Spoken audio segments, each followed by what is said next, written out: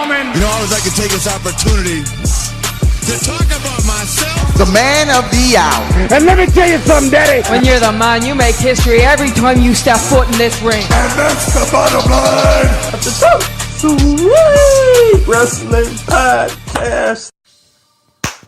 Ladies and gentlemen, welcome back for episode 55 of the Top Wwe Wrestling Podcast. We're about to do this thing live and in action. Yes, indeed. Not gonna work down all of the listings and the sites that I'm on. If you want to find out where you can find me, hit up Twitter at 2sweetspod or at OMGCoreyB. You can find where I'm at, iTunes, YouTube, Periscope, all that good stuff. So we're about to hop right on into this thing. I'm not wasting any time. Best thing, funniest thing. We're gonna start with that. The funniest thing I've seen this week. Hashtag things louder than this crowd. Best thing, funniest thing, we got hashtags. Look, Raw was in Lafayette Monday, and I'm a fellow Louisianian, if I can say that, if that's right English. But I spent the whole night defending Lafayette until I just couldn't defend them no more. Like, man, it was so quiet in there. And, like, there's a typical reason behind it. It's a casual crowd, as I said on Monday night. But, man, it was so quiet, and that brought out everybody on Twitter. Hashtag things louder than this crowd. I mean, I think Smart to Death podcast started it. I'm not sure who started it, but I'm just going to run down some of the tweets. Hashtag things louder than this crowd. Security telling me to turn my AEW shirt inside out. Hashtag things louder than this crowd. Graves texting Carmella under the table during commercials. Hashtag things louder than this crowd. The candles used in Alistair's entrance. Oh man, Corey Graves' Instagram account. Y'all are ruthless on Corey Graves. The voices in Orton's head. Hashtag things louder than this crowd. It was just incredible. It was a comedic moment of the night. I enjoyed every bit of it. Best thing I've seen this week, hashtag Kofi Mania. Everybody got behind this thing. Well, not everybody, but at least 90% of the wrestling community was on agreement that they wanted to see Kofi Kingston at WrestleMania. And it started a cool hashtag Kofi Mania. It was amazing to see. Anytime wrestling Twitter, for the most part, is on the same page, it creates fantastic things. Great. Sometimes you see a fantastic movement started, and we got that. Even the wrestlers joined us. Like Seth Rollins joined in. Mark Henry, hashtag Kofi Mania. I'm gonna jump into Kofi Kingston. That's later on in the podcast, but I thought that was amazing. It was indeed the best thing I saw this week, and I just enjoyed it. It set up a huge conversation that continuously went back and forth. So we're gonna hop right on into this thing. Ladies and gentlemen, we're gonna talk about the NXT call-ups, and man, this was just a whirlwind week in wrestling, full of news. And at the top of the list was these NXT call-ups, and like it came out of the blue. I'm gonna start with a report here from Dave Meltzer, excuse me. And there was a mix-up with Triple H and Vince McMahon, communication issues. As he said, there was some communication issues with Triple H and Vince over the week, over the NXT call-ups. And he said not only did Triple H not know about the call-ups in advance, he said Ricochet was originally scheduled to face Finn Balor, to which Triple H shot down and talked Vince out of. Look, man, this all felt, and I said it on Twitter at the time. I said, look, I like these guys. I like the call-ups. I like the guys, the debuts or whatever, but all of this feels so rushed. And it was very last minute. As you can see here, I didn't even have to read a report to feel like or know that it was last minute, because that's how it came across on television. The way Triple H introduced them, I didn't like. They got introduced as a pack. Like they should have been one of each other. Like they should have had their own separate debuts or their own separate announcements. It all felt so last minute. And I have a bad feeling that it's going to blow up in their faces, because the guys like here's another thing I didn't like. Guys like EC3, the guys that got called up before these guys, they have been rendered meaningless. Like EC3, rendered meaningless. Lars Sullivan, where is he? Like rendered meaningless. And the Cult Heavy Machinery, they are barely doing anything with them. And Lacey Evans, she's just doing a Simpsons gif where the old guy walks in the pub and walks out. She's doing that. That's her gimmick now. So she's been rendered meaningless as well due to her gimmick. But like everything feels so last second. And the biggest thing that I have a problem with is, okay, Ricochet, he debuted as Ricochet. This is who he is in the NXT timeline. And it was, for the most part, what he did in the ring was well done. Aleister Black, I have my complaints there, but for the most part, that is the Aleister Black I know. That is the Aleister Black in NXT. Tommaso Ciampa and Johnny Gargano. What is going on here? Like, you have to assume when you debut these guys, you have to assume that you're debuting them in front of a lot of people who have never watched NXT. So they are debuting as DIY. And like people who are watching them have no idea that Tommaso Ciampa is the best heel in all of wrestling. Like they know him as the tag team partner of Johnny Gargano. So I mean, I thought it was a bad idea to debut them as a team. Like at the moment, we're working on the two alternate timelines where in NXT, Gargano and Tommaso Ciampa is beefing. You just seen on last night's episode of NXT, they were backstage and Tommaso Ciampa wanted to help out Johnny Gargano in his match, and Johnny Gargano said, "I got here by myself. I don't need you." And like, what are you telling the people that who have never watched NXT? Okay, they saw him on Raw, they saw him on SmackDown, and they're thinking, okay, now I'm gonna go and watch NXT, and like they're broken up now. So when they see him again on Raw and SmackDown, they're going to be together. So like, they have to make up their minds. You can't have two alternate timelines. You're going to completely confuse the people that are watching. So I had a big problem with that. And there was another report that came out from Dave Meltzer that said these guys would be working all three brands, Raw, SmackDown, and NXT. So look, we're in the middle of WrestleMania build. These guys are going to get caught up in the middle. I think that is a horrible idea. If you want to believe what Dave Meltzer, if you don't want to believe him, whether or not, let's say for the sake of argument, it is true and that they are working all three brands, something is going to get lost up in the shuffle. Whether that's Raw, SmackDown, or whether it's NXT. You can't have them working all three brands in Tommaso Ciampa and Johnny Gargano's case. Have them working two alternate timelines and not expect something to get lost up in the shuffle. Like NXT is going to suffer or Raw and SmackDown is going to suffer one way or another. And when I look at it, like I said, we're in the middle of WrestleMania. There's only but so many spots to go around. Even if WrestleMania is going to last for 10 hours, and I'll say 10 hours jokingly because you know it's going to be a long show, there's still only but so many spots to go around, and you already have a huge roster. I'm going to get into that. These guys are going to get caught up because, man, we're in the middle of February. We only have one pay-per-view left before our WrestleMania, the pit stop to WrestleMania. They really need to get rid of Fastlane. That's just my opinion. But how much time do you have to work these guys into storylines if indeed they're going to be on Raw, SmackDown, and NXT? And then what are you going to do for WrestleMania weekend for NXT TakeOver with these guys? So all of this feels so rushed and so in a panic.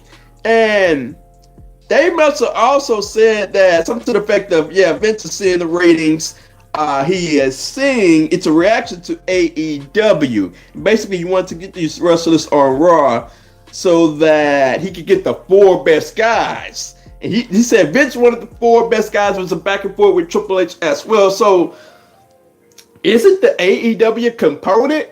Look, I see a lot of people laughing at that and saying, oh, y'all need to stop with that. I think if I'm going to err on one side, I'm going to say that he wants to shake things up. You know, he wanted to get the ratings going. He wanted to do something spontaneous. I can rock with that. If the AEW component involved in some way, are they paying attention to AEW? Oh, yes, they are. You are a fool if you don't believe that at some point they're looking at AEW and they're saying to themselves, okay, we're gonna put on our best show. Screw them. We're gonna pull out all the stops. So I hope AEW did have something to do with this. I didn't like the rushed aspect of it. I hated it, but if AEW did have something to do with this in their thinking, the last time a company pushed WWE or got them to think outside of the box, it created some of the best creative television WWE, WWF has ever produced. Now the television wasn't perfect, but they tried to pull out all the stops. And I'm hoping that's what we get here. Look, I want them to pull out all the stops. I want their backs to be against the wall. Now, AEW is not competition to the fact to where they're going to have WWE on the brink of extinction like WCW had them. Not at all. I'm not saying that. But you know Vince McMahon. Vince McMahon is the ultimate competitor. He is going to try to get his wrestlers locked into their contracts. He is going to try to put on the best product, and he's going to try to get all of the money so that AEW doesn't even look like a competitor. And you know what? Bring it on. I hope Vince does try to do that because it's going to create a better product. So while I don't like the rushed nature of this entire thing, I do like the fact that Vince is trying to go all out with these guys, and we'll see if the AEW component had something to do with this. So moving on, interesting story came out of these call-ups, and it said that people in the back were worried about their spots. And this came from Mike Johnson. He said, of PW Insider, excuse me. He said that I can tell you from speaking to a number of people who work on the main roster, no one seemed, and there's a lot of context here. He said no one seemed to have any knowledge or understanding that they were coming to work the show. When they showed up, there was definitely some side-eye, these guys saying, oh, why are they here to work Raw? There are definitely some talents who have been brought up within the last couple of months who really have just kind of floated around or just gotten a push wondering what's going on here. Are they coming for my spot? So this is very interesting because people have the right and have the good right to wonder, are these guys coming after my spot? Especially if you look at the fact that, as I mentioned earlier, they called up these batch of call-ups, NXT. The call-ups before the most recent call-ups, EC3, Lars Sullivan, Lacey Evans, Heavy Machinery, and so forth. They called those guys up, didn't do anything with them. They're still getting TV time, but they're not getting significant TV time in the case of Lacey Evans and Heavy Machinery. Those are guys and a gal that got called up. Now, just weeks later, you got the guys from NXT to get called up. And we're talking about the creme de la creme, the top of the top, the best of the best outside of Velveteen Dream and Undisputed Era. These are the top guys, the top characters in your company as it pertains to NXT. And here they are. If the report is true about Dave Meltzer saying that they would work all three brands, yes, people should be worried about, quote unquote, their spot. Especially if you're not a Seth Rollins, if you are not secure, if you're not an AJ Styles, if you're in the mid card and you're a guy like a Finn Balor, who has the Intercontinental Championship right now, but let's be honest, it hadn't been roses for Finn Balor. Hopefully, it's getting better going forward. I hope and wish the best for that. But if you're in the mid card, you got to look up and wonder, man, am I getting replaced here? So they have good reason to be worried. Now, with WWE, I just mentioned that, okay, Vince is trying to shake things up. And on one aspect, I can appreciate that. I don't like the rushed nature of it all, but I can appreciate it on some aspects. However, you got to look at, I'm going to relate this back to WCW. You got to be careful.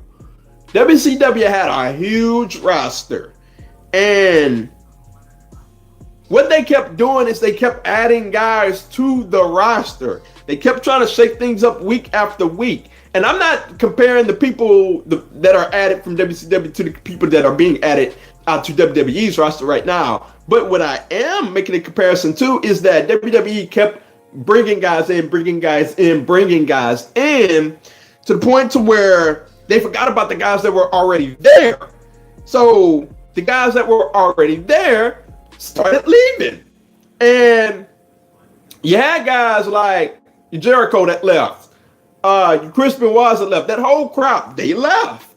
And they went on to make big names for themselves. And I compare this to WWE. You keep bringing guys in to try to shake things up.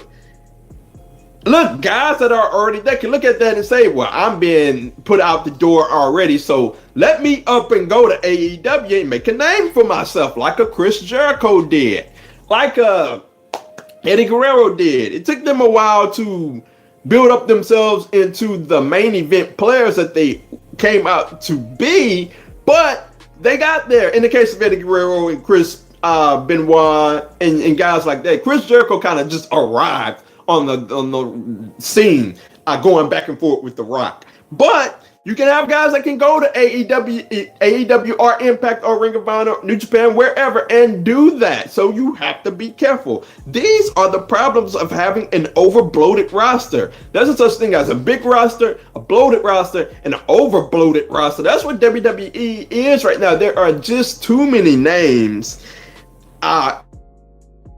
now on a 3-hour show, and then you call up the NXT guys on top of that. So you have an over-bloated roster, and you have to be careful because those guys can really up and leave. Let their contracts just slip on out and get out the door. It's possibly happening with Dean Ambrose right now. Whether you think that's a work or a shoot, if it's a shoot, Dean Ambrose can go out of there, and he doesn't have the 90-day compete clause. As I mentioned in previous podcast, he can just up and go and be at Double or Nothing. Who knows?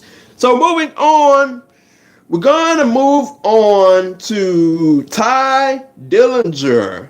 You know, I'm up late at night and just surprise, it's about 1 in the morning. And I see the report that Ty Dillinger has axed out from WWE. He put on, I think it was Instagram, said before rumors began to spread, let me set things straight ahead of time. This evening, I requested my release from WWE. In the past 5.5 years with them, I have seen and done some wonderful things that I'm very proud of and will never forget. I've met and worked with unquestionably some of the greatest talent on this earth. So a very classy message there from Ty Dillinger. And I got to say, I look at this one, and I got to say that, I'm not particularly surprised because Ty Dillinger spent most of his time on SmackDown in the back in catering, doing nothing. And I got to say, you sit there and these guys want TV time. They want to get on TV. They want to display their talents to the world. And I cannot blame Ty Dillinger here, especially when you look at the landscape of wrestling. There is just a lot out there. We're on the cusp of a wrestling boom, and Ty Dillinger wants a piece of that. And I look at it, and there were people out there saying, well, what has Ty Dillinger done? For him to be asking, now he's going to go somewhere. He's not going to make a ripple or do anything. Never say never in wrestling. Look, when this guy's in NXT, he was doing great things. He was getting a tremendous response in NXT. He had a tremendous gimmick. I loved every bit of it. And it got him over. And his talent in the ring got him over. So you never know where this guy can go, where this guy can end up. All it takes is a chance. It's like, just like in the 90s, just like I just mentioned, Chris Jericho gave him a chance to be against the main event level player with The Rock, and he held his own, and he looked good because of it. You never know what Ty Dillinger can go and do once he gets the chance to be in a ring with a main event player, no matter where he ends up. So I also gotta mention Cody Rhodes. He posted on Twitter something to the effect of "Do not settle," and he posted an encouraging message. So you know what that led to? That led to the Cody Rhodes gif, however they put it in 2019, the ear hallway gif that people are posting, that people are sick of. I can't blame y'all, but that led to that gif, and I find that hilarious every time I see it. But there's an AEW component out there. Obviously, I think Ty Dillinger, this is not the end of his wrestling career. He's gonna go somewhere. I don't know where, but it's going to end up somewhere, and he's a phenomenally talented wrestler. It's going to be a great addition to whoever gets him. So I cannot wait to see what's in the future for Ty Dillinger. And look, the perfect 10 will land somewhere. So last up for the day, I'm not going to hold you for long. I never like to hold you long for these podcasts. I like to keep it short and sweet. No pun intended. Kofi Kingston. Man, I went on a whirlwind of emotions from Sunday night to Tuesday morning. Sunday night, I'm looking at the Elimination Chamber, and I'm like, man, I hope Kofi gets a good showing here. It gets down to Kofi Kingston, Randy Orton, and Daniel Bryan, and I'm like, posted on Twitter, I was like, okay, it's going to go down to Kofi Kingston and Daniel Bryan. Kofi is going to narrowly lose, and he's going to pick up the victory at WrestleMania. So Kofi narrowly loses in what was an outstanding match.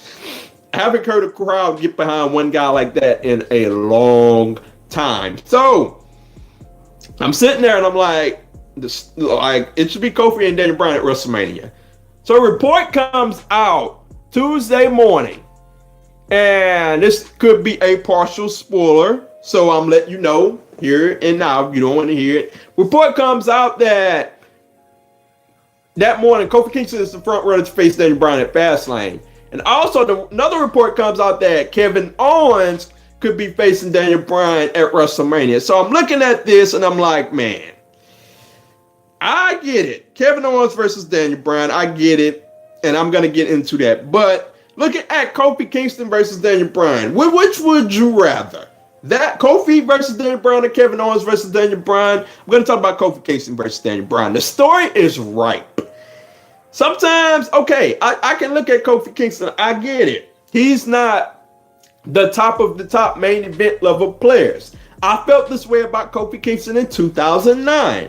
Kofi Kingston boom dropped Randy Orton through a table. I'm going to post that on Twitter on Too Sweet Pod eventually throughout this week, at some point this week. He did that. And that was the moment in 2009 when I said, okay, they need to put the title on him now. The crowd is so much behind the dude. They need to put the title on him.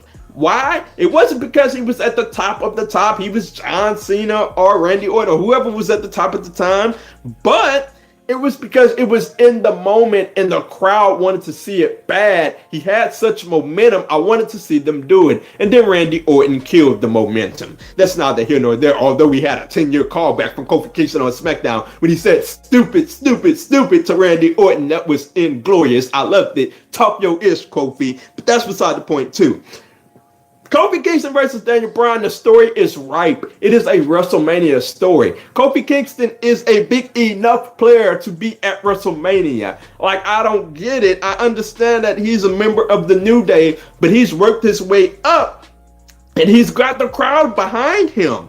And it would be a fantastic match. The people would spend their hard-earned money. The people want to see the match. Isn't that what it's all about? It's all about money in wrestling. The people and the fans. The people want to pay their money to see it, and the fans want to see it. And it would be a tremendous match. It would be a tremendous story. Kofi has momentum behind him. I don't see why this is not the top choice for WrestleMania. I'm sorry. I know Kofi got thrown into the midst of the match. I know he looked into the position, but it is what it is. It would make the best story. So looking at Kevin Owens and Daniel Bryan, I don't have a problem with it, but we're looking at the fact that Kofi Kingston is going to be at Fastlane, right? It's going to be Kofi Kingston versus Daniel Bryan.